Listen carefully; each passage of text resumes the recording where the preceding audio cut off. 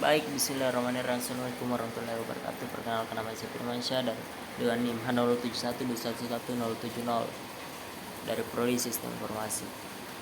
Di sini saya akan menjelaskan tentang keunggulan kompetitif dan strategi sistem informasi. Nah, keunggulan bersaing ialah kemampuan yang diperoleh sebuah perusahaan melalui karakteristik dan sumber daya yang dimiliki untuk dapat memiliki kinerja lebih tinggi dibandingkan dengan perusahaan yang lain yang ada pada industri dan pasar yang sama. Poin pertama, seiring dengan perusahaan memenuhi kebutuhan produk dan jasa para pelanggannya, perusahaan tersebut akan berusaha untuk mendapatkan keunggulan di atas para pesaingnya. Mereka dapat misalnya dengan memberikan produk dan jasa lebih rendah, memberikan kebutuhan khusus dari segmentasi pasar tertentu.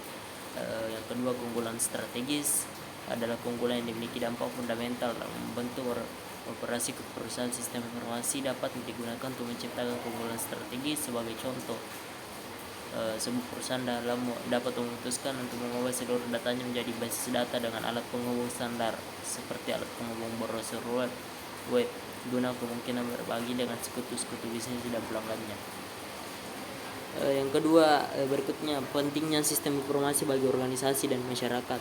Dan sistem informasi ini juga seringkali dikaitkan dengan sebagai solusi dari permasalahan publik. Seringkali banyak masyarakat mengeluh karena layanan yang diberikan oleh sebuah instansi publik tidak cukup baik, sehingga dengan demikian menyusahkan masyarakat. Nah, dengan adanya sistem informasi berbasis internet atau digital yang bisa diakses secara online, maka tentunya akan membuat pelayanan publik ini diperbarui menjauh lebih baik lagi, sehingga dengan demikian proses pelayanan publik bisa berjalan dengan lebih cepat dan tidak membuat masyarakat mengantri terlalu lama. Hal ini contohnya seperti terjadi di rumah sakit saat tidak ada sistem informasi yang digunakan, maka membuat pasien yang hendak berobat mengalami kendala karena harus mengantri lama saat sedang sakit. Dengan adanya sistem informasi yang baik dalam sebuah perusahaan organisasi, maka tentunya bisa menambah nilai atau daya saing sebuah organisasi menjadi lebih baik.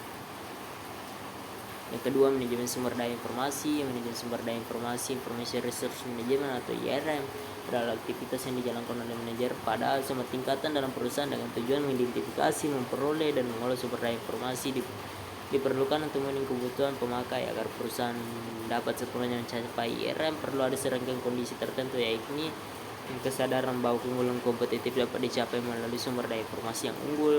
Yang kedua, kesadaran bahwa jasa informasi adalah suatu bidang fungsional utama. Yang ketiga, kesadaran bahwa SEO adalah eksekutif puncak. Yang keempat, strategi untuk mendorong dan mengelola end user computing.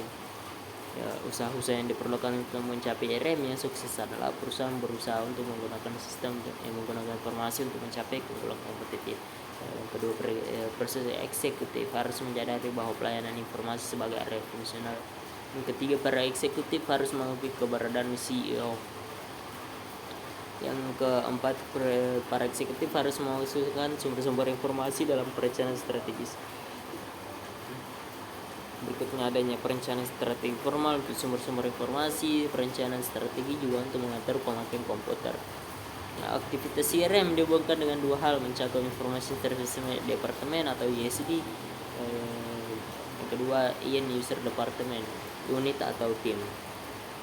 Hanya itu dari saya. Sekian dan terima kasih. Wassalamualaikum warahmatullahi wabarakatuh.